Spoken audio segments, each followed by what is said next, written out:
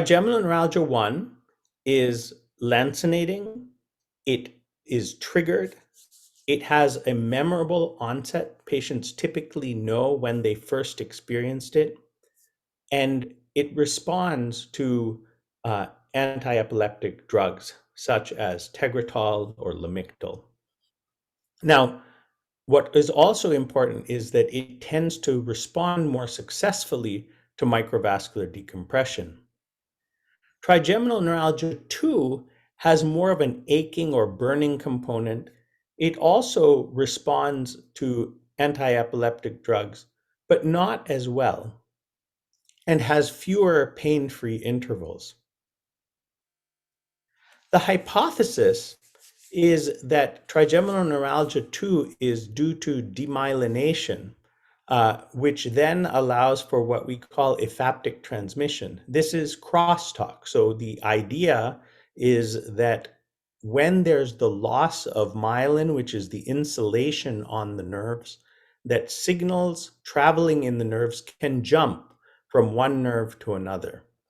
And so studies have been done to examine the myelin in patients with trigeminal neuralgia, and it has been found that there is demyelination near the in the injured nerve. So, is this demyelination hypothesis the whole story? The short answer is that we actually don't know. There is evidence supporting demyelination as a cause of trigeminal neuralgia, and there's evidence against. So supporting demyelination is that experimental demyelination in monkeys produces extra action potentials in response to stimulation. So there's signs of this crosstalk. In addition, in humans who have trigeminal neuralgia, there have been reports of degraded central myelin in patients at the site of compression. Finally, in patients who have multiple sclerosis, which is also occasionally associated with trigeminal neuralgia, these patients who have multiple sclerosis and facial pain have been seen to have MS plaques in their trigeminal afferents. But there's a problem, which is that when one does microvascular decompression, the pain is relieved almost instantaneously. And this is not consistent with remyelination. In addition, it's unlikely that demyelination and remyelination can explain the periods of remission and recurrence that are seen in trigeminal neuralgia. And finally, that vascular compression is present in 87% of asymptomatic individuals. So if so many people have vascular compression, what is the other factor that causes their facial pain? Nonetheless, if we look at outcomes for microvascular decompression, what we see is that in trigeminal neuralgia 1, initial rates of response are approximately 85%, and these decrease over 3 years to 66%. In the case of trigeminal neuralgia 2, which are the patients who have the more constant pain, they're pain-free in about 65%, and this drops to 32%. So of course, as with all neurosurgical procedures, patient selection is very important. And so I encourage you to think in terms of this trigeminal neuralgia 1 and trigeminal neuralgia 2. So what is the University of Michigan experience? Let me tell you a little bit about our center. We're a major regional medical center in the middle of the United States. Our center has about 2.4 million outpatient visits per year, about 48,000 annual hospitalizations, about 54,000 annual surgical procedures, and probably about 4,000 neurosurgical procedures. We have 21 neurosurgeons on our faculty, and 4 of the surgeons perform microvascular decompression. So For this talk, I looked at all of our microvascular decompressions from July 2014 to July 2020. With COVID, I didn't think that the most recent cases were very easy to follow because follow-up was much less regular than it typically is. We had 115 index MVDs. What I mean by that is this is the initial microvascular decompression operation. Many of these patients, as you'll see, had subsequent operations. The indications were, as you might expect from the frequency of these diseases, about 77% were trigeminal neuralgia, 20% were hemifacial spasm, and about 4 to 5% were other indications. These operations were typically done in middle-aged individuals. The average age was about 57 years old, but there was quite a range from 25 to 80 years old. And the follow-up period was typically about a year. There was no prospective study where we were systematically looking at patients over long periods of time. And so this is just what we observed. And so there's a very wide range of patient follow-up from 7 days to 2,000 days. So on the left is the published results, and on the right is the outcomes of the index microvascular decompression. So we found, taking all comers, this is mixed trigeminal neuralgia 1 and trigeminal neuralgia 2, that full resolution for the period of follow-up occurred in about half of patients. Partial resolution occurred in about 10% of patients, and about 30% of patients had initially full resolution, but during the follow-up period, their pain recurred. So what you can see from that is that our results in terms of surgical outcomes are quite similar to what is seen in the literature. The mean time of recurrence was a little bit over a year, which is about 15%. I don't know if you can see my mouse on the screen, but if you look at this curve, about the halfway point is somewhere around here, which is about 15 months. So this is consistent with what is in the literature. In terms of what we find during microvascular decompression, there is both arterial and or venous compression. The majority is arterial, about 75% in trigeminal neuralgia. By contrast, in hemifacial spasm, all of the patients had arterial compression and none had venous compression. And this is consistent with the literature, which states that in hemifacial spasm, rates of venous compression are lower. Interestingly, there was no relationship between the type of compression, whether arterial or venous, and the outcome. So this would suggest that if patients have compression, whether it's an arterial compression or a venous compression or a mixed compression, that they can expect similar outcomes from the index operation. So how do we think about adverse events? I adopted a grading scale which has been published in the neurosurgical literature, which is relatively straightforward in terms of assessment, but is very clear. So this was published in World Neurosurgery in 2011. A grade 1 complication is any non-life-threatening deviation from normal postoperative course, not requiring invasive treatment. So if a patient has transient numbness after microvascular decompression, this would be a grade 1 adverse event. Grade 2 is a complication requiring an invasive treatment, such as a surgical intervention. This would be a wound infection that requires a washout, a CSF leak that requires a lumbar drain, and so on. Grade 3 is a complication requiring management in the ICU.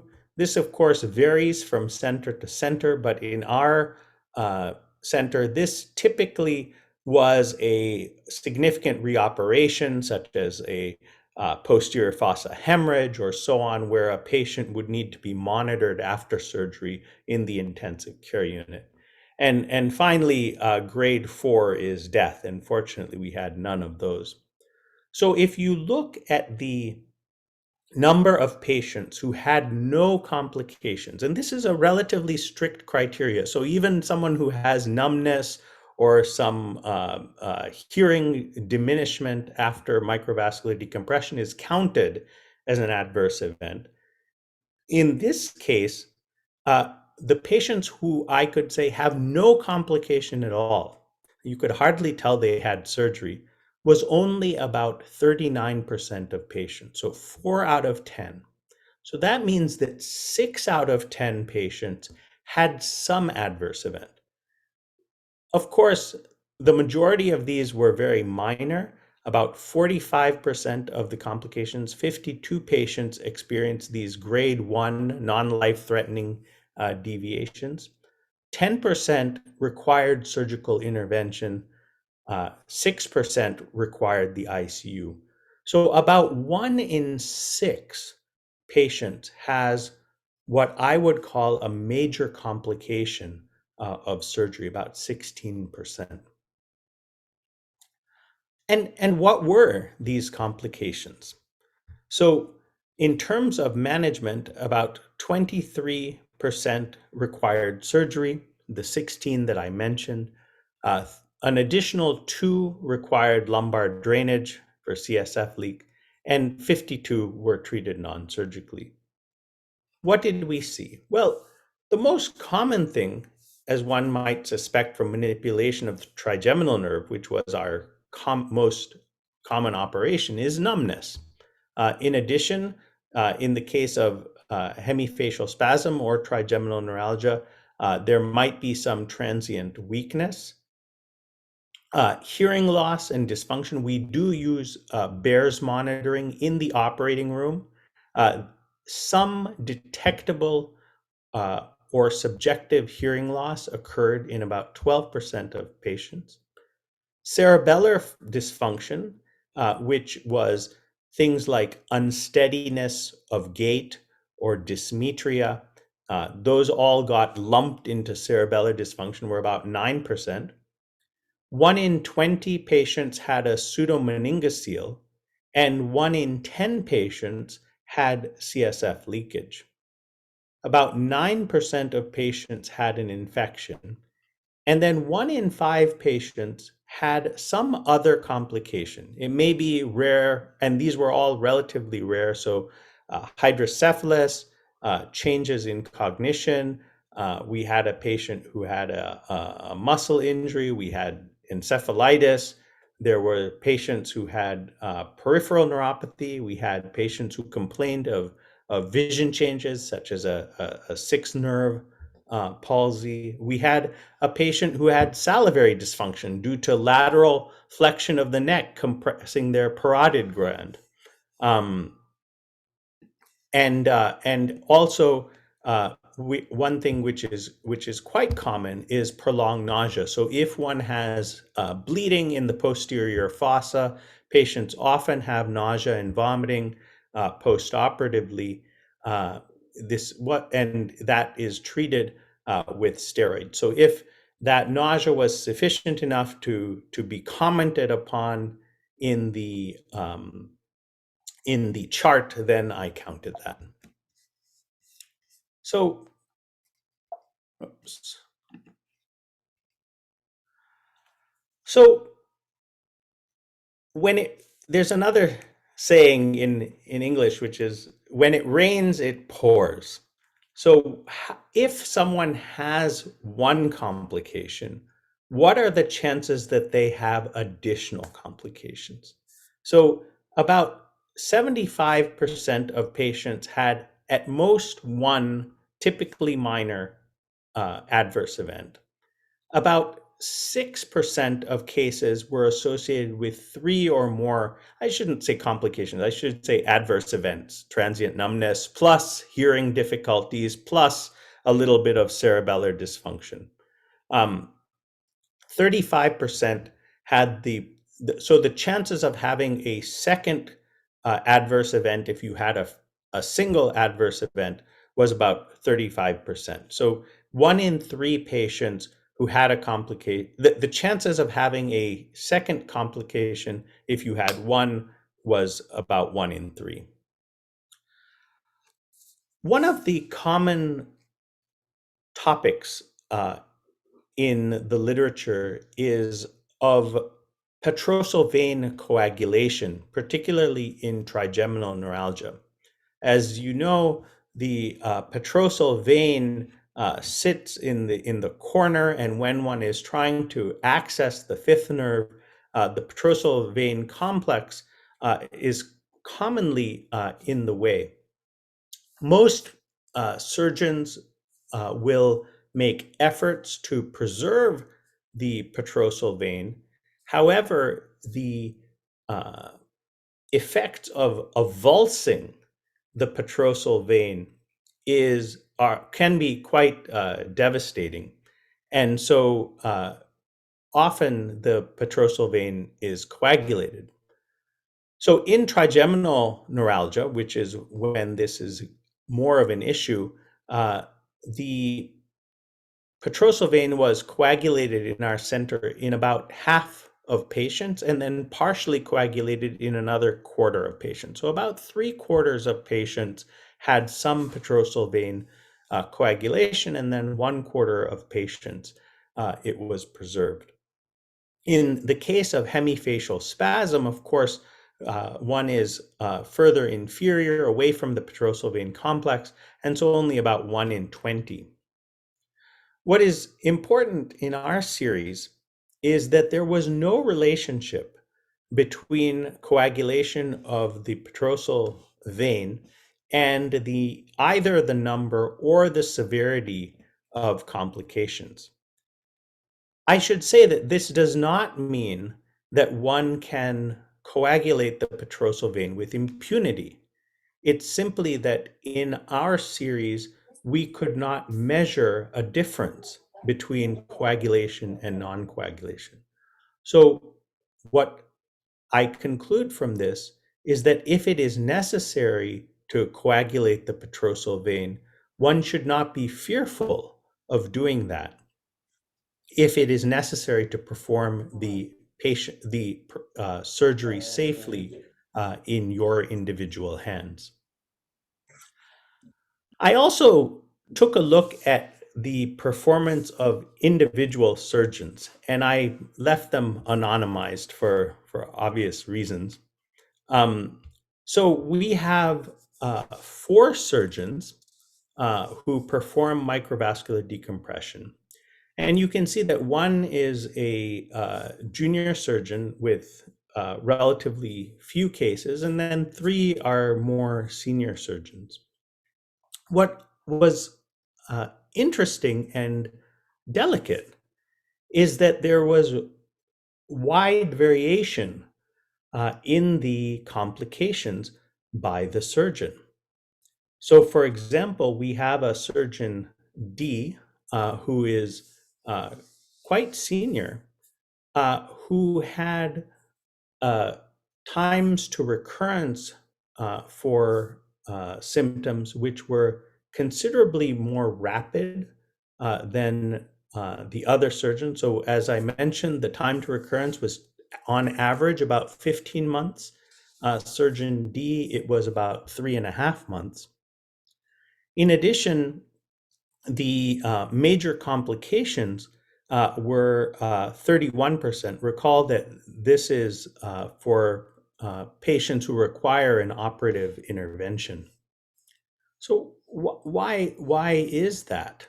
Well, one hint is that the rates of infection for that surgeon were higher than the other surgeons.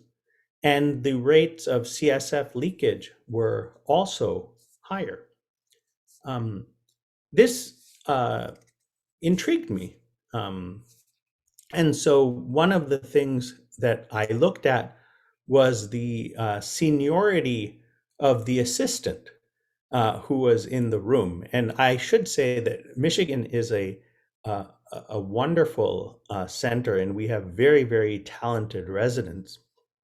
And so what I expected to see is that cases in which the assistant was more junior may have higher complications than cases in which the assistant is more senior. But in fact, the opposite was true. So that the resident surgeon in Surgeon D's cases were much more senior than the others. And so what do we wonder then is we wonder whether this is an issue of surgical technique, or is it an issue of oversight during closure? Because these infections, CSF leakage, this typically is an issue of preparation before surgery or closure during surgery. So when we do a statistical analysis, what we see is that the patient populations are demographically similar among the surgeons. The patient ages and follow-up durations are also not statistically different, and that the initial clinical symptom resolution is statistically similar. But as I mentioned, this particular surgeon had higher rates of complications and particularly more infections and CSF leakage with a shorter time to recurrence. As I mentioned, this outcome varied by resident seniority, and there was a statistically significant increase in major complications the more senior in the more senior group compared to the less senior group. I should note that in cases where more than one resident assisted, I counted the seniority as the most senior resident involved in the case. So it may also be that uh, that the cases with complications had both a senior supervising a junior resident, and that had a complication. So how do we compare our, so here are the results, and the question is, how are we doing compared to the literature? Well, that's actually quite difficult to assess because the literature in terms of complications is all over. On the one end, a prospective registry showed the rates of major neurological complications at 0.4% for microvascular decompression. And percentage of readmissions were 22% for infections and 14% for CSF leakage. That isn't that 22% of patients had infections in this series, but that of patients who were readmitted, only 22% were readmitted for infection or CSF leakage. And this particular study found that the risk factors were anesthetic sorts of complications, diabetes, and the amount of time in surgery. But if we look at a recent meta-analysis, or maybe not quite so recent meta-analysis, we see numbers that are quite different. So complications, facial palsy alone is 2.9% with rates of 0.5 to 6.2% as the 95% confidence intervals. Facial numbness is 9.1%, hearing change is 2%. Recall that in this previous paper, the rate of major neurological complications altogether was only 0.4%. So what do we make of this? Do we at the University of Michigan really have a rate of major complications that is 40 times the published expectations? And is it true that no other center but the University of Michigan experiences cerebellar dysfunction? Perhaps this is a topic for discussion. And should we be concerned about a 20% rate of infection and CSF leakage, particularly with the distribution that we see among the surgeons? The comparisons are quite difficult. So that first paper looked only at 30-day outcomes. So if a complication did not occur within 30 days, then it wasn't counted. And the complications were quite limited because this was a standardized registry. They used trained surgical reviewers using a uniform protocol. But what was defined as a complication was limited to a postoperative hemorrhage or an ischemic stroke or a coma in the case of neurologic outcomes. This explains why the rates of major complications was only 0.4%, because what was being counted as a major complication was a postoperative hemorrhage or ischemic stroke, things that are very, very significant.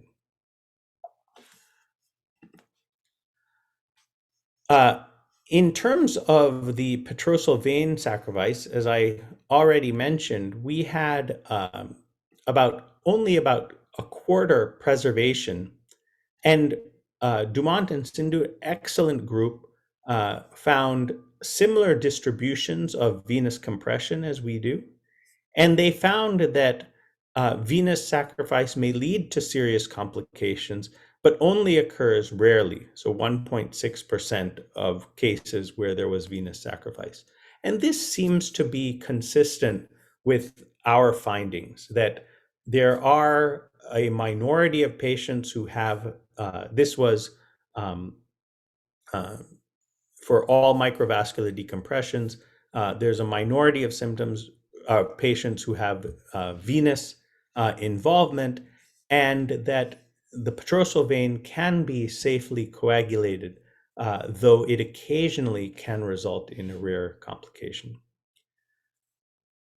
I also looked at how the closure was done, particularly comparing different surgeons. And I just wanted to share this technique for those of you who do microvascular decompression.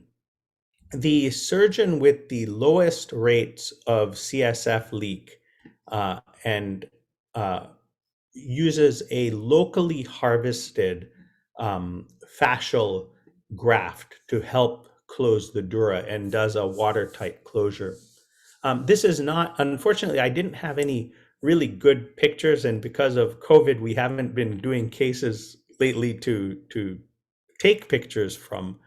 But essentially, what you will find after you make your incision is if you go relatively carefully through the skin, you'll enter a fat layer, and then that fat layer is divided by a superficial fascia. That fascia can be divided. So you can take a 15 blade and literally slice the fascia so that you see a little bit of the white fascia above and a little bit of the white fascia below. It's important to maintain that fascia above because that provides the strength for the skin closure. By keeping a little bit of the fascia below, that allows you to sew that fascia when it's used as a dural graft. So you divide that fascia, it goes up to the superior temporal line, and then kind of peters out as you go inferiorly. But you can divide that fascia and then harvest that graft. So you essentially take the fascia and the fat, down to the level of the muscle. You do not take um, the muscle fascia itself, though that also can be used. And then this forms a dural graft that can be placed inside the dura and tacked close. And this is the technique that is used in the surgeon's case with the lowest number of leakage. So to summarize the results, what are the lessons learned? Well, microvascular decompression can be highly effective for trigeminal neuralgia, hemifacial spasm, and other vascular compression syndromes, though the exact mechanisms of action remain unknown. The benefit stratification requires accurate classification of the trigeminal neuralgia subtype, and the major and minor complication rates may be understated in some parts of the literature. There are significant differences in complication which may occur among surgeons. And I think the take-home message here is that we have a lot of potential to improve our surgical techniques if we are willing to observe and learn from our colleagues. Because in good centers, people are trained in different places. They have different ways of doing things, and we can all learn from each other. I think I've probably run short on time. So what I want to do to end is simply point to some papers that we've done in terms of research, which were published in the Journal of Neurosurgery. And what this shows is that diffusion tensor imaging can be used, first of all, to differentiate between trigeminal neuralgia 1 and trigeminal neuralgia 2, and also that looking at radial diffusivity. So radial diffusivity is a measure of how well water moves perpendicular to the nerve. This is also published in Journal of Neurosurgery. No, this is published in Neurosurgery. And what we found is that we could create a metric of radial diffusivity, which predicted outcomes in our hands for patients with trigeminal neuralgia 1 undergoing microvascular decompression. So what this suggests is that there are structural changes that are actually not in the root entry zone, but in the pons itself, which can indicate how well patients will do with microvascular decompression. And our hope is that by pursuing this research and understanding this better, that we'll be able to predict outcomes of microvascular decompression more successfully for our patients. Thank you very much. Спасибо огромное, Параг, за такую увлекательную, правдивую и очень полезную лекцию, потому что в том числе и в России, и я доподлинно знаю, что и во многих клиниках за рубежом, частота выполнения микроваскулярной декомпрессии растет из года в год, но, к сожалению, появляются пациенты, которые, ну, давайте скажем так, двойные неудачники, да, double losers, которым выполняется микроваскулярная декомпрессия, и у них и не проходят симптомы заболевания, которые совсем не обязательно являлись тригеминальной невралгией или гемофациальным спазмом, но в том числе и приобретают стойкий неврологический дефицит после проведенной хирургии. Поэтому я думаю, что ваша лекция будет полезна как и начинающим специалистам, которые только начинают свой путь в выполнении микроваскулярной декомпрессии, так и людям со значительным опытом. Тем более, что данные, которые вы представили, они несколько отличаются от литературных и на самом деле заслуживают восхищения своей глубиной своего анализа. Я думаю, что все вопросы от нашей аудитории мы оставим на конец нашего семинара. И давайте перейдем к докладу профессора Марвана Харриса, который тоже, на мой взгляд, очень интересен и особенно будет интересен русскоговорящей аудитории. Поэтому, пожалуйста, Марван, вам слово.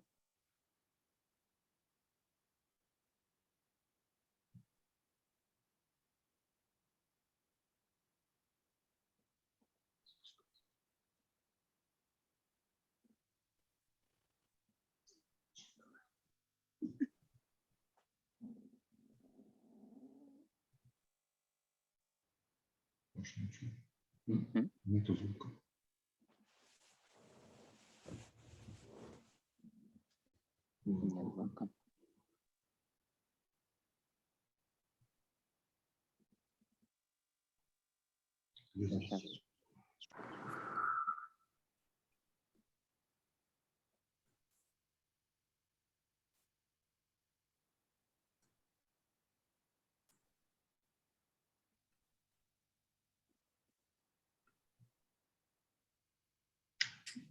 Может, Варвара попробует.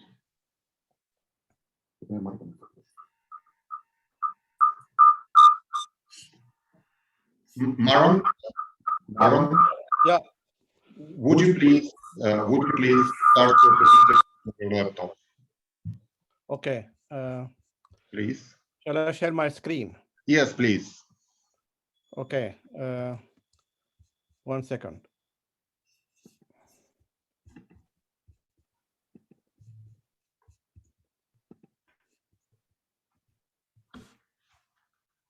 Выключи свой экран.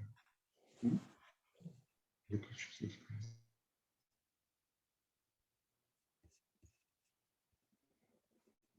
How do I share my screen?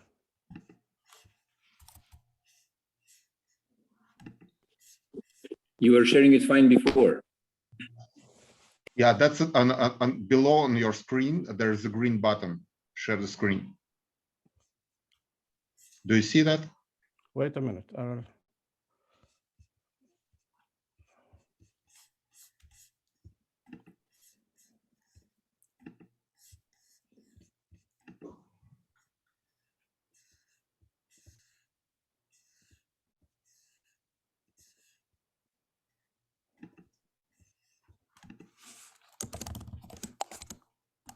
I lost. Where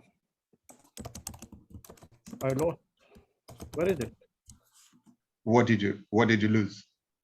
I don't see the share your screen. Do you see any other buttons like safety or sound or video? 1 second.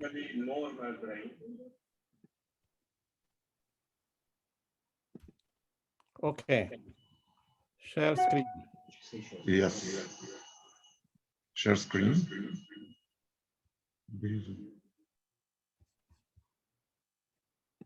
Do you see my screen?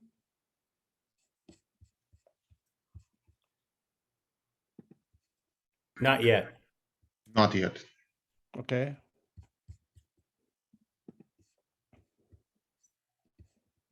Yes, There you now I see. But that's not from you. So the brain looks normal, but it's not working properly. The aim is to improve the patient's quality of life, not to save life, like other neurologists. Your sound disappeared, Marwan. Mainly on movement disorders like Parkinson's disease, chronic pain, psychiatry. Okay. That's not working.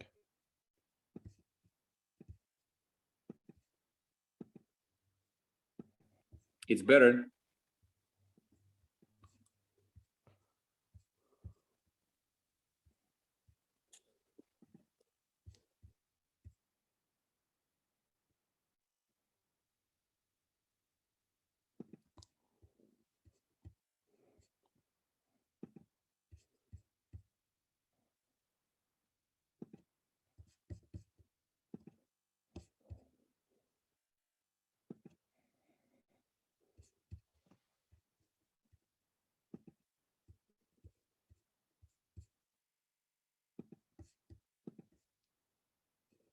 Is it working?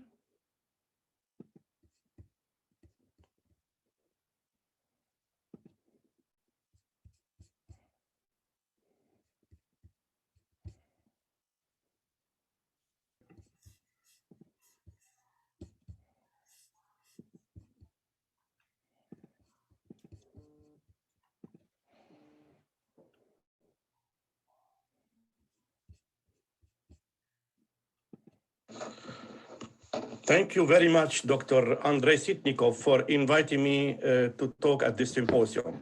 I am Marwan Hariz. I am born in Lebanon, studied in France, and then in Sweden. I'm now a professor of functional neurosurgery in Umeå in northern Sweden. And before I was professor at National Hospital Queen Square in London. My talk is about errors from the history of functional neurosurgery. I would like to remind you that functional neurosurgery is the oldest kind of neurosurgery. It was used many thousands years ago to treat in a very primitive way patients with melancholia, with epileptic fits, and for spiritual reasons, and to release demons.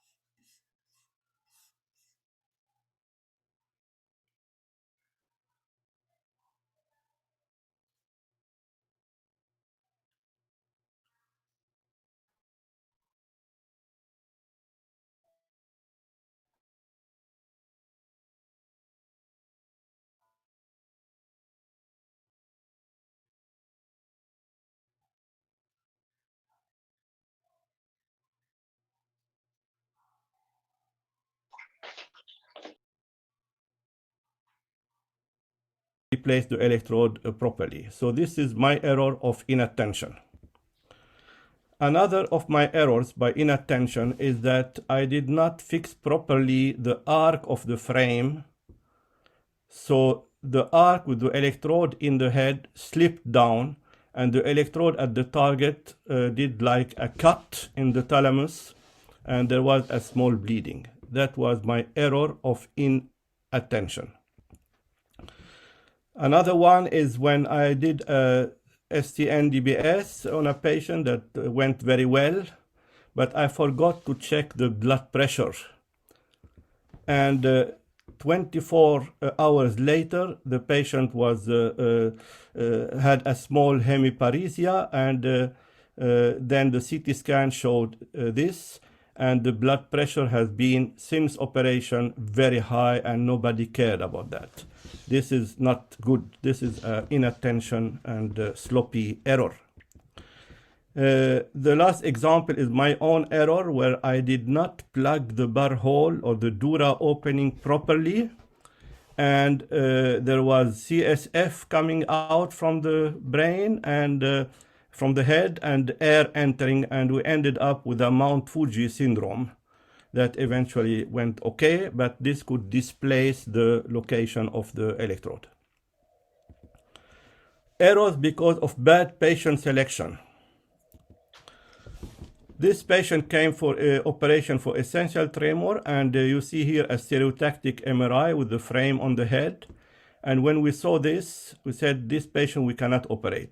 He has almost no brain atrophy, malaise, strokes, etc. So we had to stop the operation before opening the head.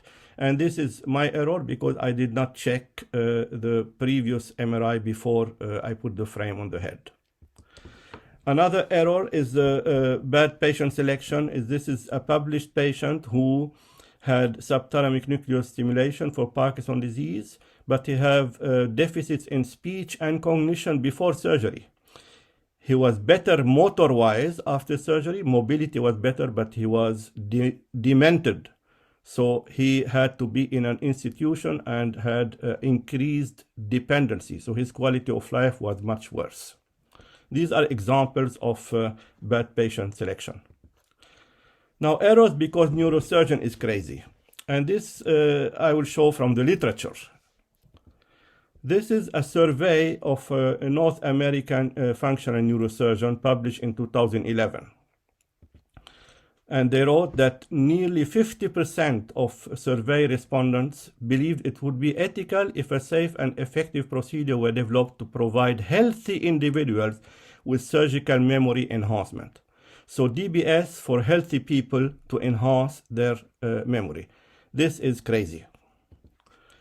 This is a neurosurgeon. Her name is Katrina Firlik, who published the famous book called Another Day in the Frontal Lobe. She had an interview in London, and she said, speaking of deep brain stimulation, that one day soon we'll have brain lifts just as we have Botox now. So what she was saying actually is to use DBS as a cosmetic operation, which I think is crazy. Now, errors because the neurologist or the psychiatrist is crazy. This is Walter Freeman, who was neurologist and psychiatrist, very well known father and proponent of lobotomy, especially I-speak lobotomy. This is a Norwegian psychiatrist, Ernulf Ødegaard, who was the director of Norway's main mental hospital in Oslo. This is what he published in 1953 in the Norwegian Medical Journal.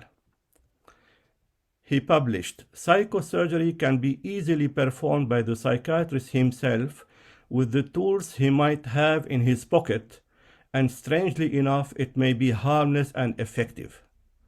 This is, in my opinion, quite a crazy statement. That was in 1953.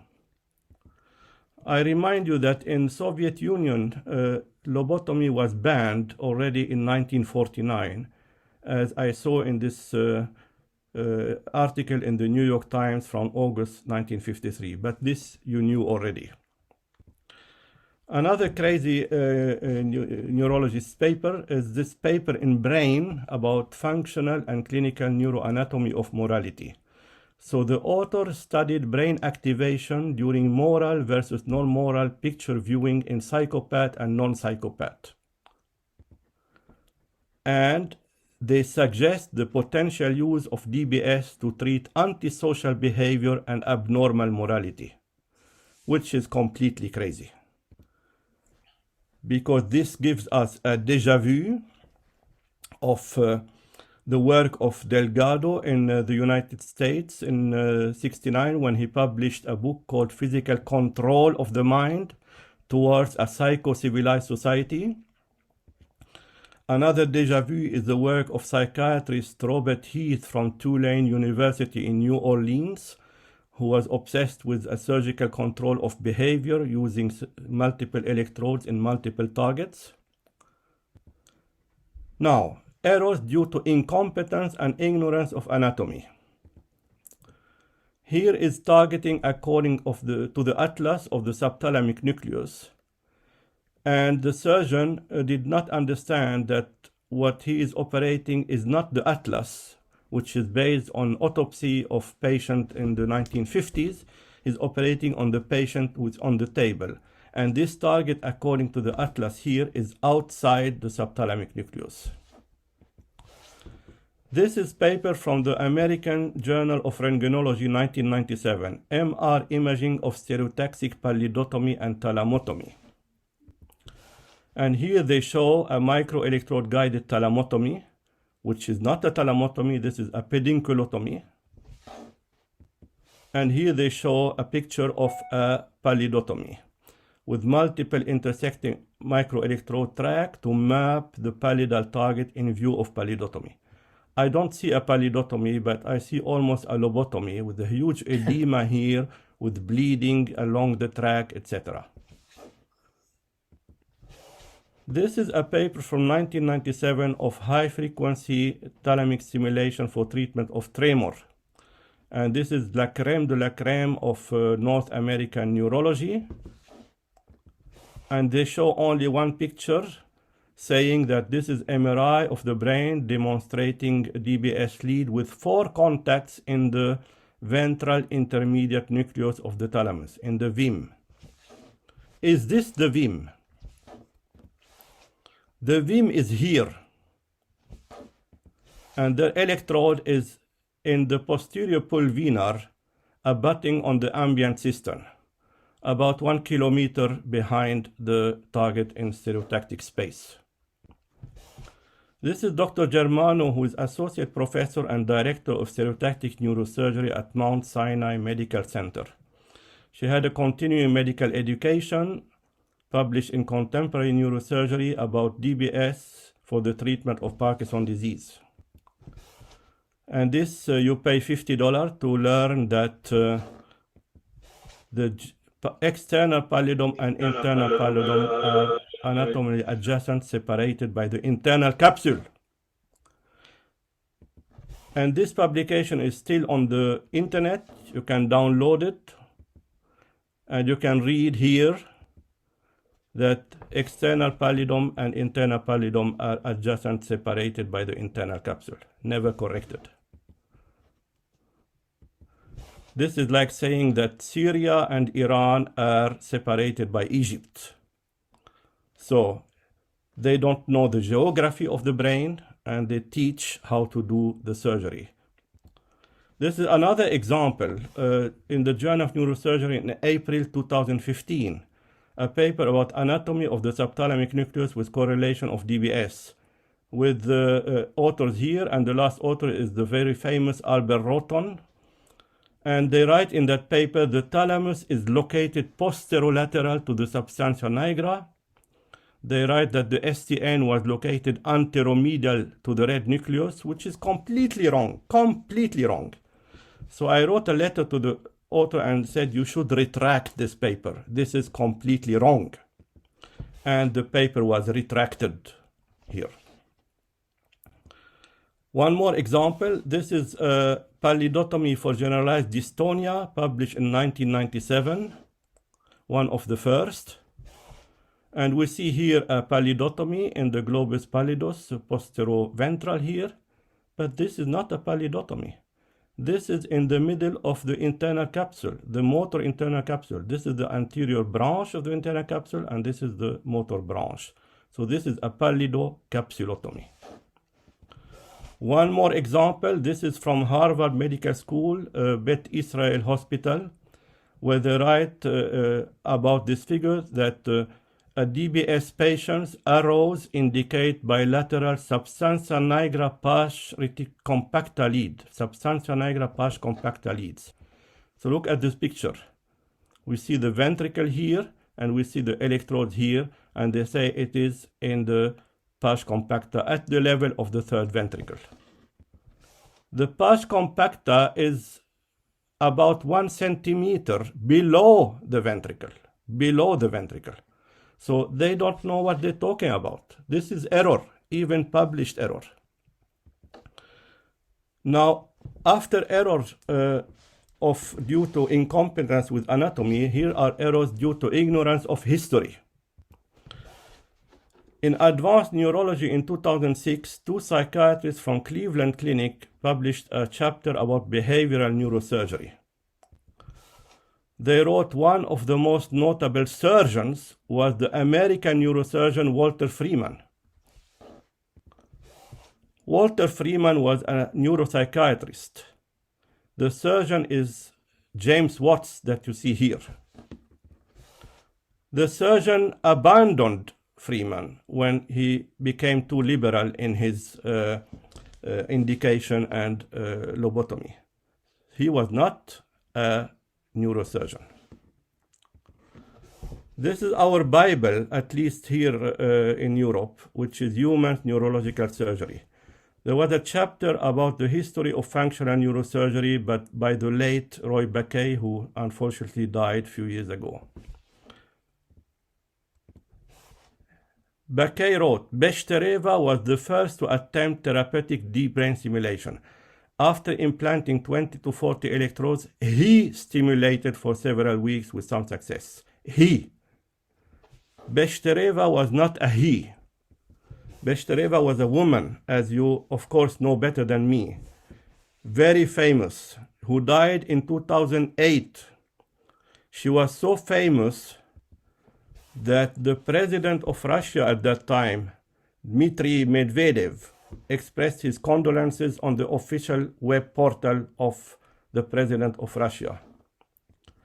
She was also very famous internationally, and here a paper in Human Physiology, obituary in memory of Natalia Bechtereva. She was the mother of deep brain stimulation. Most of her papers are in Russian, so I could not read them, but this is one from 1975 about method of electrostimulation of deep brain structures. And she used high rate pulses, that means high frequency. She wrote also about a chapter about using TESS, as she called it, therapeutic electrostimulation, with the ventrolateral thalamic nucleus and the centromedian. Okay, now errors due to arrogance.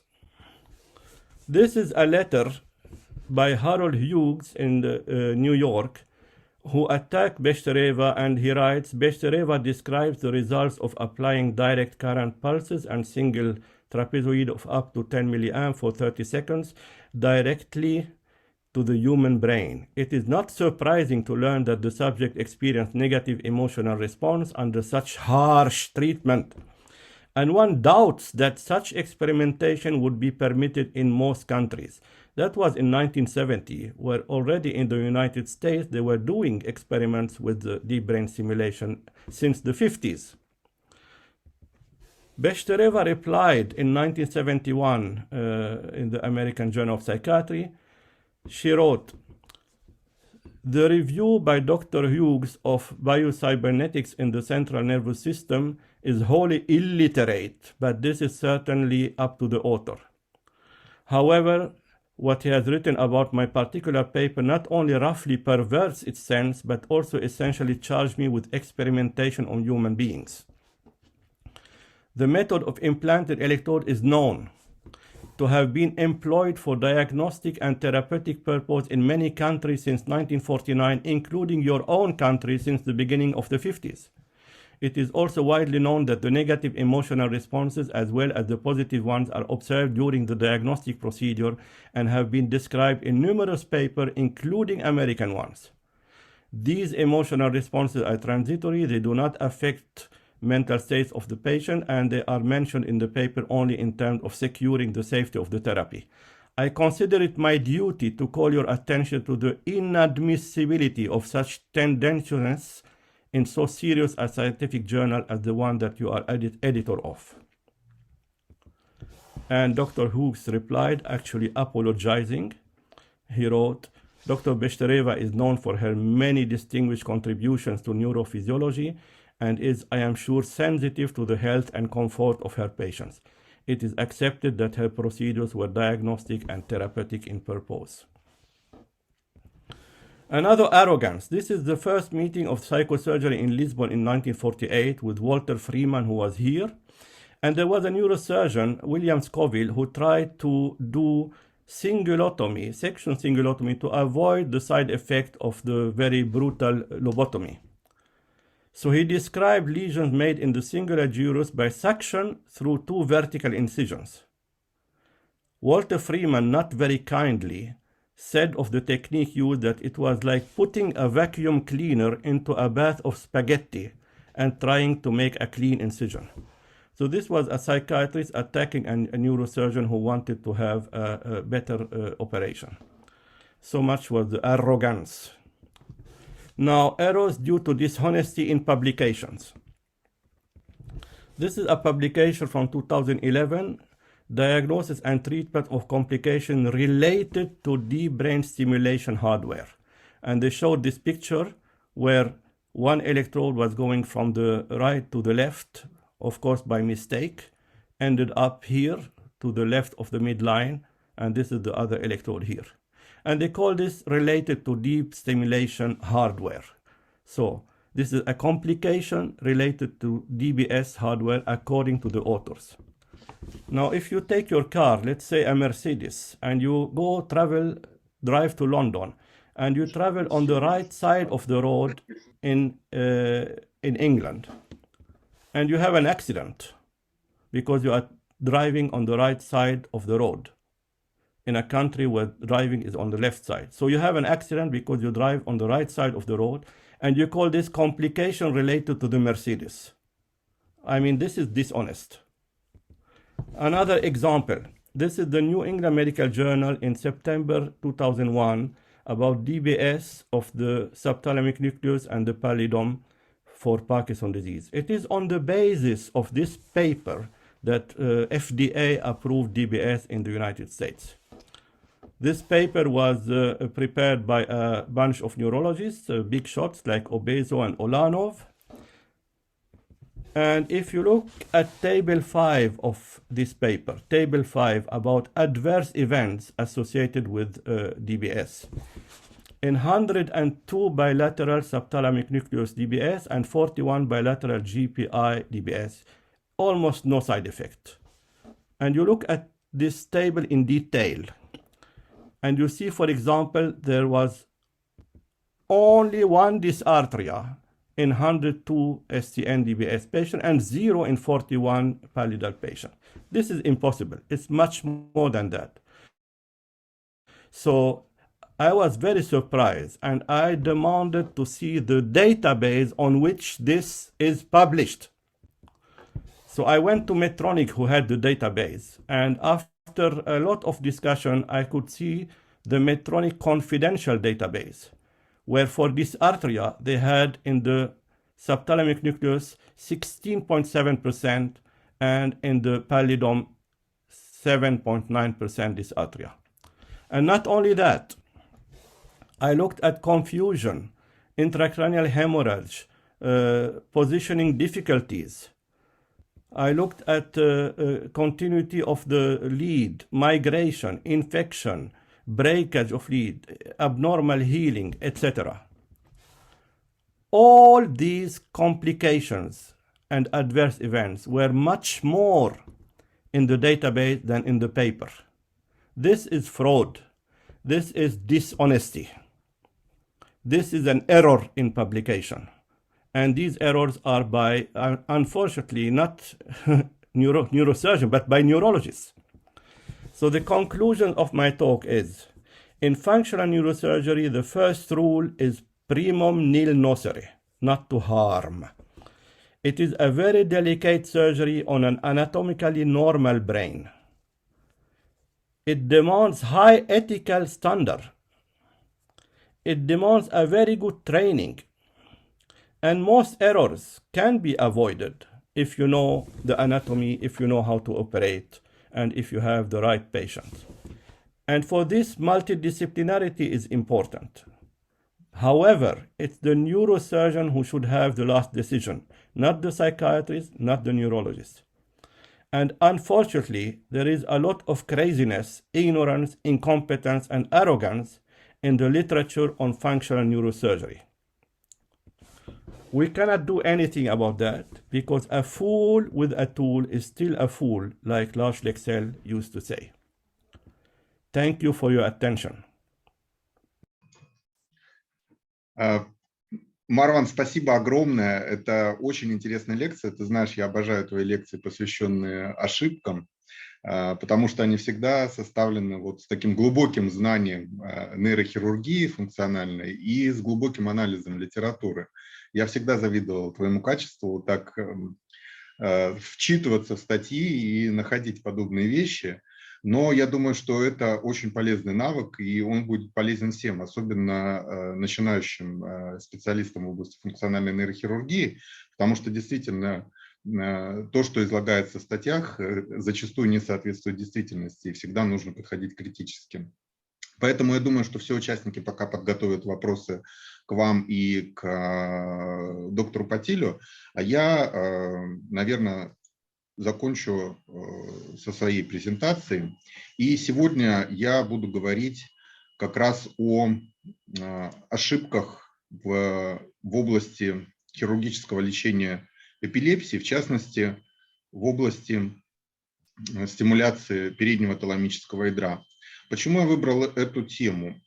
Ну, в настоящее время хирургическое лечение эпилепсии является достаточно популярной темой, в том числе и в России, и во многих других странах. И особенно нейромодуляция как вариант хирургического лечения. Хотя почему-то считается, что это все-таки паллиативная процедура, но я бы не стал так ее расценивать и попозже немножко объясню, почему я считаю, что стимуляция переднего таламического ядра не относится к паллиативным процедурам.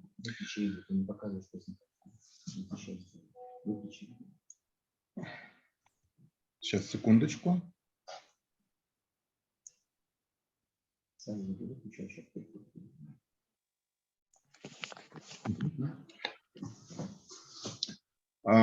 Значит, стимуляция переднего таламического ядра набирает свою популярность, и в том числе набирает свою популярность на территории Российской Федерации, поэтому тема, на мой взгляд, достаточно актуальная. И я хотел бы поделиться в том числе и своими, и нашими ошибками. И ошибками теми, которые я успел найти в литературе, которая опубликована и за рубежом, и среди своих коллег. Итак, первая ошибка, которую допускают все, кто сталкивается или начинает сталкиваться с хирургическим лечением эпилепсии, в частности с нейромодуляцией при эпилепсии, это «я все знаю, все могу». Я назвал ее так, потому что почему-то все считают, что переднее таламическое ядро является какой-то легкой целью, и можно прямо начать свою программу нейростимуляции в клинике именно с переднего таламического ядра. Однако я все-таки настаиваю на том, что прежде чем работать с передним таламическим ядром, у хирурга, который занимается данной проблемой, все-таки должен быть значительный опыт в хирургических стереотоксических операциях на других структурах. Прежде всего, это субталамическое ядро и бледный шар. Принципы выполнения стимуляции переднего таламического ядра, они такие же, как и, собственно, для любой имплантации, будь то болезнь Паркинсона или дистония, или любые другие заболевания, и включают в себя прежде всего планирование цели, которое, как правило, я выполняю накануне операции, крепление головного кольца пациента в день операции, КТ-сканирование в раме, совмещение КТ и МРТ, непосредственно саму имплантацию и МРТ-контроль после операции. Почему МРТ-контроль? КТ-контроль, конечно же, может выполняться, но для КТ-контроля, как правило, необходимо сканирование в раме для последующего совмещения полученных результатов с вашим предоперационным планом. Все вмешательства у нас выполняются под местной анестезией, смесь норопина и 1% лидокаина в соотношении 1 к 1, но это не означает, что эти операции не могут выполняться под наркозом. Это уже вопрос предпочтений, вопрос степени тяжести заболевания пациента, ну и многих других, которые не имеют отношения к нашей сегодняшней теме. Итак, почему переднее таламическое ядро является сложной целью в стереотоксической нейрохирургии? Прежде всего, это пространственная ориентированность ядра. Если субталамическое ядро и GPI ориентированы сверху вниз по ходу вашего электрода, то максимальный длинник ядра ориентирован спереди назад в переднем таламическом ядре. Поэтому количество контактов, которое может быть расположено в пределах переднего таламического ядра, не больше 2. Второй очень важный факт. Мы все знаем, что GPI по сравнению с STN – это цель, которая более опасна в плане геморрагических осложнений. Так вот, переднее таламическое ядро еще более опасно в плане геморрагических осложнений, потому что расположено вблизи крупных сосудов, так называемого венозного угла. Третьей причиной сложности переднего таламического ядра является трансвентрикулярная траектория, соответственно, высокий риск миграции электродов. Если при выборе субталамического ядра или GPI мы всегда стараемся избежать прохождения электрода и прохождения любых наших инструментов через желудочки, то вот как раз-таки для переднего таламического ядра трансвентрикулярная траектория является оптимальной. Затем определенную сложность представляет собой отсутствие возможности интраоперационного неврологического мониторинга. Что под этим подразумевается? Ну, если для субталамического ядра мы можем включить временную стимуляцию или стимуляцию электродом, неважно, или стимуляцию через электрод для микроэлектродной регистрации, и оценить близость к внутренней капсуле, близость к сенсорной петле, то для переднего таламического ядра никаких неврологических маркеров близости к тем или иным критически важным структурам не существует. И еще одна проблема – это неспецифичность данных микроэлектродного анализа. Все мы прекрасно знаем, что в настоящий момент существует даже система автоматической детекции STN, которые используются для имплантации. Вот для переднего таламического ядра пока что таких маркеров нет.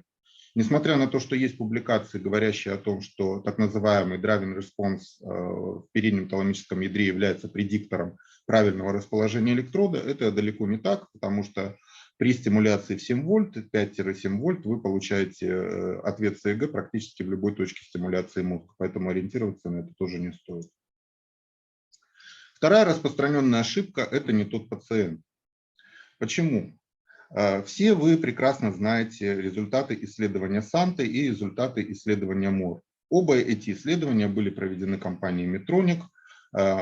Исследование Санты – это в 2010 году, исследование МОР оно только закончилось, значит, и результаты его уже, в принципе, не впечатляют.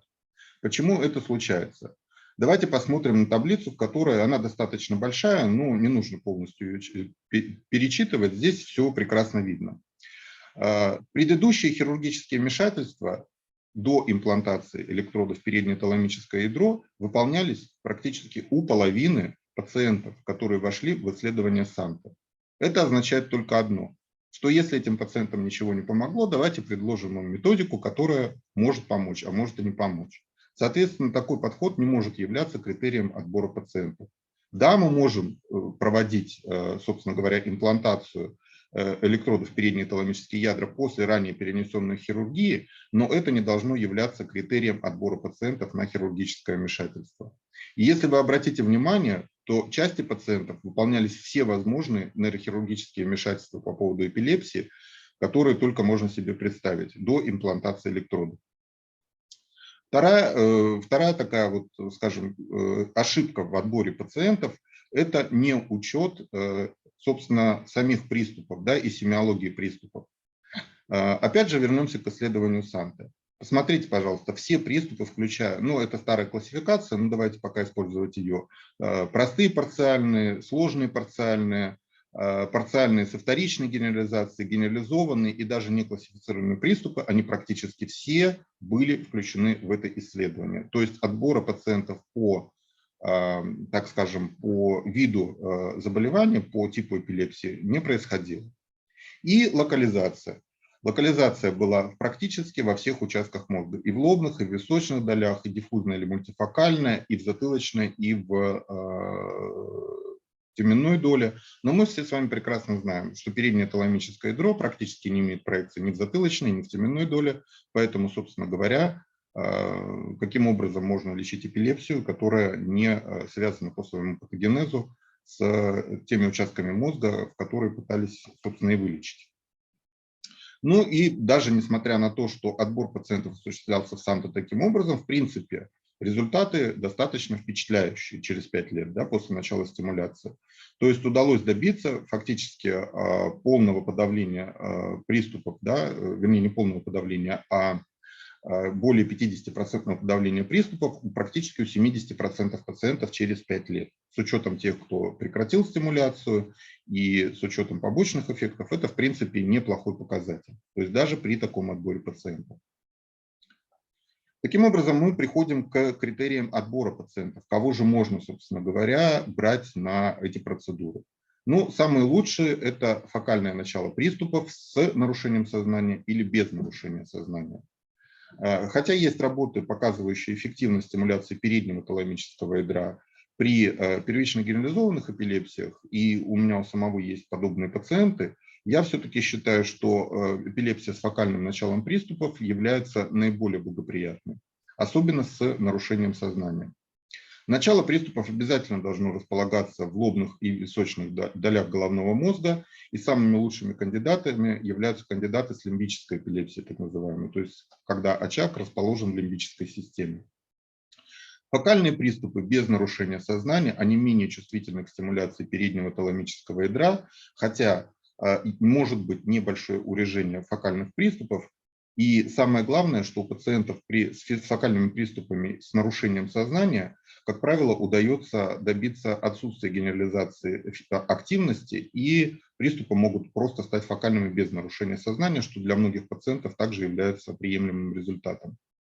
И желательно отсутствие структурных или условно-эпилептогенных изменений на МРТ. То есть это, как правило, пациенты должны быть МР-негативными. Опять же, вернемся к исследованию Санта. Там было очень много МР-позитивных пациентов, у которых резективная хирургия не могла быть выполнена по тем или иным причинам. А вот противопоказаний к применению данной методики значительно больше, нежели показаний, по крайней мере, на настоящий момент времени.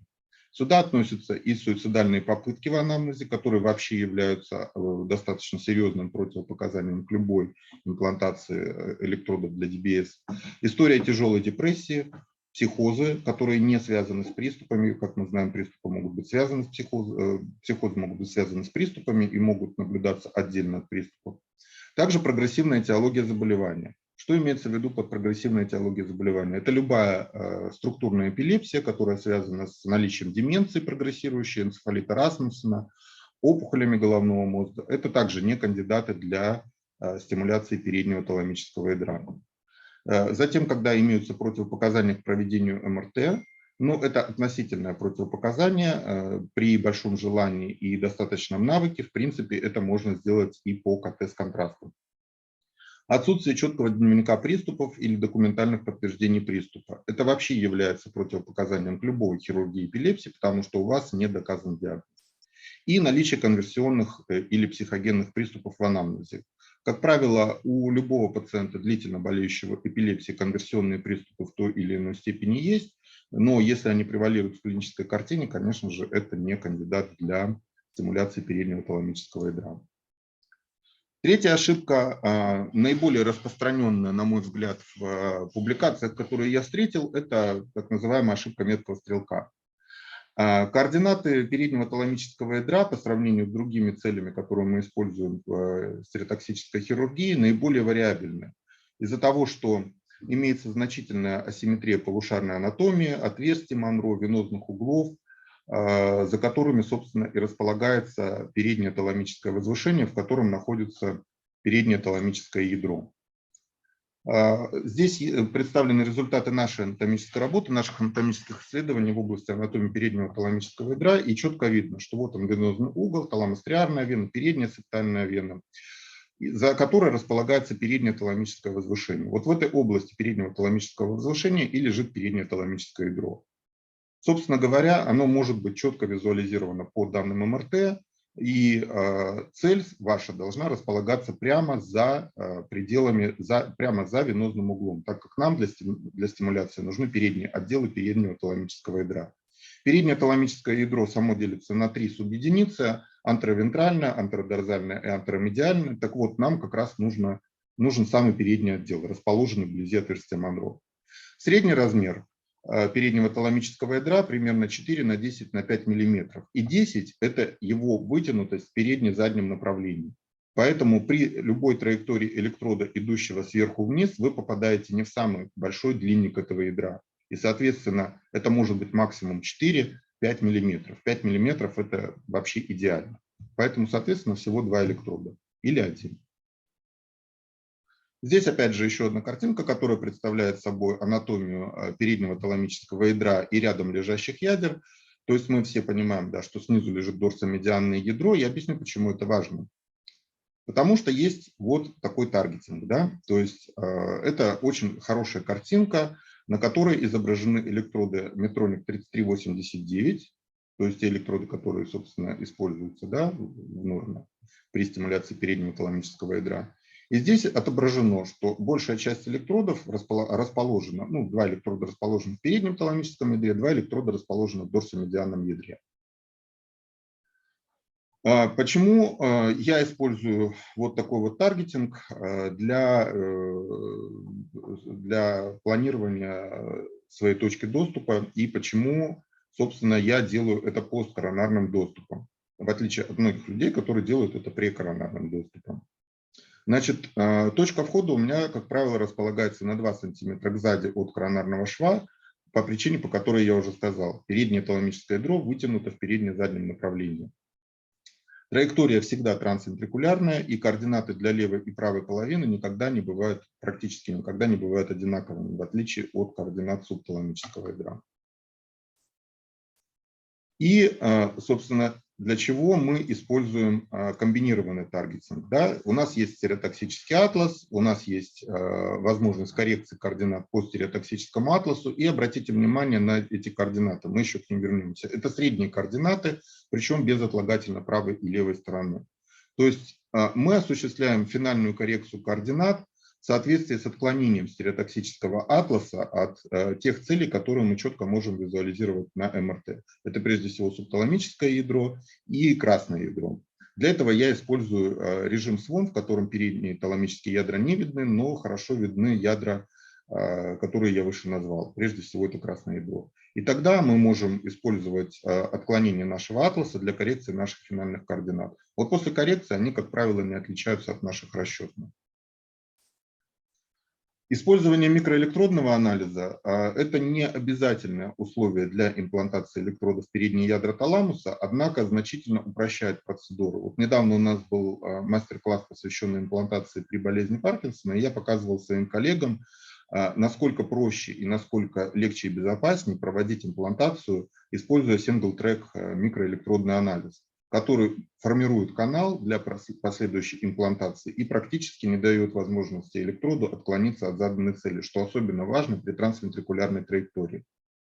Обычно эффективная длина переднего таламического ядра составляет около 4 мм, и нет никакого специфического паттерна, как в STN или GPI. Но вы можете, сформировав определенный трек, сделать свою процедуру гораздо более простой. Это пример микроэлектродной записи с переднего таламического ядра. Несмотря на шум, видно, что сигнал абсолютно не специфический, и, в принципе, ориентироваться на то, что... Но, по крайней мере, вы можете четко понимать, что вы находитесь не в желудочке, а находитесь в ядре. А теперь покажу пример. Значит, это пример дооперационного планирования, в котором написано, что вот здесь расположено переднее таламическое ядро. Переднее таламическое ядро расположено примерно на 1 см выше, и расположено оно вот здесь. А вот здесь расположено дорсомедианное ядро, но никак не переднее таламическое. Здесь авторы немножко попали в нижний отдел переднего таламического ядра, но это означает самое первое и самое важное. В момент планирования своей цели уже допущена ошибка. Таким образом, суммация ошибок приведет к тому, что электрод будет располагаться совсем не там. Как, например, в этой статье. Вот профессор Харриц показывал вам статьи. Эта статья тоже реально существующая, Stereotactic and Functional Neurosurgery, 2012 год. И здесь написано, причем написано, что электроды установлены в переднее таламическое ядро. Что на аксиальном, что на коронарном срезе видно, что электроды установлены в отверстие Монро, но никак не в переднее таламическое ядро. Потому что переднее таламическое ядро должно располагаться вот здесь, сзади от установленных электродов. Оба электрода находятся за пределами переднего таламического ядра. Есть работа, посвященная оптимальному таргетингу и тому, как избежать, собственно говоря, ошибок. Я всем рекомендую прочитать эту работу, ссылка на нее есть ниже. Очень неплохая работа и в основном посвящена вопросу, действительно ли стимуляция переднего таламического ядра или стимуляция мамилоталамического тракта являются оптимальными для выбора, собственно, цели. И авторы этой работы пришли к тому же выводу, к которому мы пришли еще 10 лет назад, что все-таки эффективные электроды для стимуляции должны находиться в переднем отделе переднего таламического ядра, в той области, где мамилоталамический тракт соединяется с передней частью переднего таламического ядра. Вот красненьким цветом отмечен здесь электрод, это оптимальное положение электрода. И у Кайли Тимеки в его работе в 2015 году также было показано, что оптимальное расположение электрода для стимуляции должно находиться в переднем отделе переднего таламического ядра. Здесь также данные из этой же работы, посвященные, собственно говоря, координатам, да, для оптимального таргетинга в переднем таламическом ядре. И если вы посмотрите на те координаты, которые здесь представлены по отношению к MCPC, к медкомиссуральному плану, то они, собственно говоря, фактически точно такие же, как и координаты, которые мы получили путем имплантации у наших пациентов. Однако здесь нужно отметить, что координата Z, да, верхний и нижний координат, то есть она несколько меньше, чем обычно та, которую использую я. У меня координата ближе к 10, нежели к 9. Четвертая ошибка, которую часто допускают и которые были допущены в том числе в исследовании Санты и в исследовании МОР, это использование не того электрода. Не тот электрод, это электрод Medtronic модель 3387, в котором контакты расположены через 1,5 мм. Контакты, расположенные через 1,5 мм, использовать в стимуляции переднего ядра таламуса нельзя, потому что у вас в лучшем случае будет находиться только один контакт, и то в том случае, если вы будете использовать посткоронарный доступ. При коронарном доступе, как правило, контакты все находятся мимо переднего таламического ядра. Поэтому путем долгих разговоров с компанией Medtronic все-таки было договорено, да, что оптимально использовать электрод 3389 с расстоянием между контактами в 0,5 миллиметра. Пятая ошибка – это неправильные параметры стимуляции. Опять же, возвращаясь к пресловутому исследованию Санте, которое использовало циклический режим стимуляции. Значит, при эпилепсии циклический режим стимуляции использовать не нужно. Абсолютно не нужно, потому что эпилепсия – это такое заболевание, особенно если мы говорим о стимуляции, которая не closed loop, да, без обратной связи и всего остального. Нужно использовать постоянный режим. Да, это снижает срок работы генератора, но тем не менее это повышает эффективность вашей операции. Частота, используемая обычно, это примерно в районе 120 Гц, она достаточно невысокая и высокочастотной, совсем высокочастотной стимуляции не требуется. Но существует зависимость эффекта от стимуляции от силы тока. Для стимуляторов Medtronic это, как правило, в пределах 4 вольт, для Boston Scientific это 8-11 миллиампер. И режим полярности, то есть монополярный или биполярный режим, вы выбираете в зависимости от вашего клинического эффекта, который вы оцениваете на основании дневника приступов и на основании, конечно же, электроэнцефалограммы, потому что контроль ЭЭГ – это очень важная часть. И в нашем случае среднее подавление приступов – это 70,9%. То есть это у скольки пациентов подавились приступы, а не сколько в среднем подавились приступы у пациентов. Какие же, собственно говоря, факторы можно придумать для того, чтобы заранее оценить, будет ли ваша процедура успешной? Эти факторы можно подразбить на две группы. Это, возможно, ассоциированные и, возможно, не ассоциированные. И прежде всего, конечно же, это особенности таргетинга. Потому что таргетинг в хирургических манипуляциях на переднем таламическом ядре – это 90% вашего успеха. Расположение активного электрода от латеральной стенки третьего желудочка должно быть не более 5 мм. Но и не должно быть значительно близким, потому что есть возможность миграции электрода в третий желудочек. Затем имеет значение расположение активного электрода по отношению к мамилоталамическому тракту. Еще в работе Мирски и Фендерель было показано, что деструкция или стимуляция мамилоталамического тракта, а соответственно и передних отделов переднего таламического ядра, являются максимально эффективными в плане подавления приступов. Поэтому, собственно говоря, активный электрод там и должен располагаться. Кончик электрода, соответственно, должен располагаться 10 мм дорзальная межкомиссуральная плоскость. Это то, о чем я говорил, нижняя координата. Особенности пациентов, как правило, пока, по крайней мере, в настоящее время, не имеют большого значения для успеха стимуляции переднего таламического ядра. Однако обратите внимание, что возраст начала приступов является, возможно, ассоциированным фактором, связанным с успехом или неудачами в стимуляции передних ядер таламуса. Опять же, возможно, ассоциированы это височная эпилепсия, МР-негативная эпилепсия и латерализация по ЭЭГ. То есть мы говорим с вами о фокальных приступах с фокальным началом и с дальнейшим нарушением сознания или без нарушения сознания. Что же делать, если все-таки у вас ничего не получилось? Вроде бы вы все сделали правильно, подобрали правильного пациента и с вашей точки зрения все сделали замечательно, но у пациента ничего не проходит. Значит, все-таки что-то не так.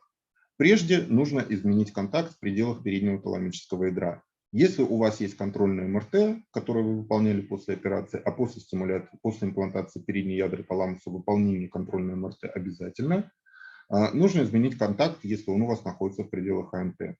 Но я могу сразу сказать, что, собственно, вероятность нахождения контакта в пределах АНТ прежде всего определяется вашим таргетингом и вашим доступом. Потому что в исследовании МОР выяснилось, что, оказывается, в трети примерно центров ни один контакт не располагался в пределах переднего таламического ядра при экстравентрикулярной траектории.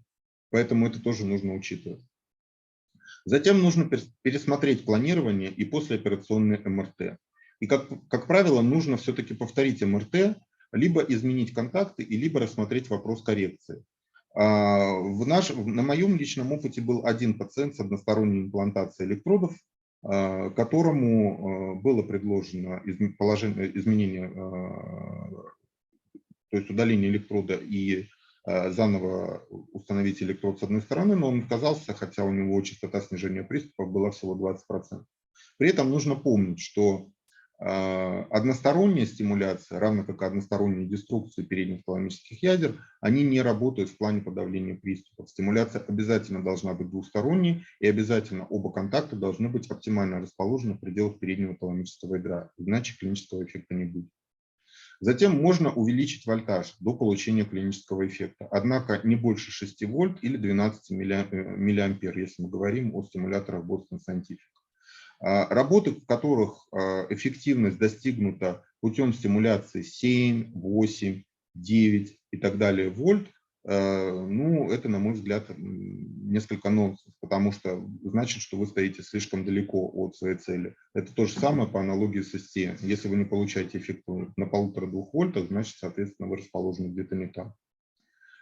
Затем можно поменять циклический режим стимуляции на постоянный. Как я уже говорил, циклический режим практически не дает никакого эффекта. Да, может быть какая-то кратковременная эффективность, которая в принципе может совпасть по времени со спонтанной ремиссией, но наиболее эффективным при эпилепсии является стимуляция в постоянном режиме. Поэтому оптимально подобрать те параметры стимуляции, которые не будут вызывать выраженных побочных эффектов в постоянном режиме. Затем проверить импеданс на терапии. Всегда существует возможность hardware ассоциированных каких-то осложнений, в том числе и дисконнектов, в том числе и расположение электродов в желудочковой системе. Поэтому измерение импеданса на терапии всегда вам даст ответ, все ли у вас в порядке с замкнутостью вашей электрической системы. Ну и таким, скажем, одним из неплохих, собственно, шагов является изменение монополярного режима на биполярный. Потому что, как правило, большинство пациентов мы начинаем с монополярного режима, и в случаях каких-то проблем, либо неудовлетворенности результатом, либо у нас было 2 пациента с current leak, то есть с ощущением прохождения электрического тока в момент стимуляции, мы меняли параметры на биполярную стимуляцию. Затем можно перейти на низкочастотную стимуляцию, это при 40 Гц, и есть работы, которые показывают эффективность низкочастотной стимуляции переднего таламического ядра.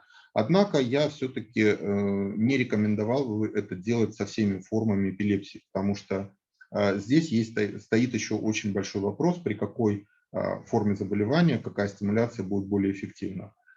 И последнее, что вы можете сделать, это расширить поле, то есть увеличить количество энергии, которое подается на переднее таламическое ядро, пытаясь таким образом, собственно говоря, до него достать или достучаться. На этом, я думаю, что у меня все. И большое спасибо вам за внимание. И, пожалуйста, если у кого-то есть какие-то вопросы, в конце всех презентаций мы с вами обсудим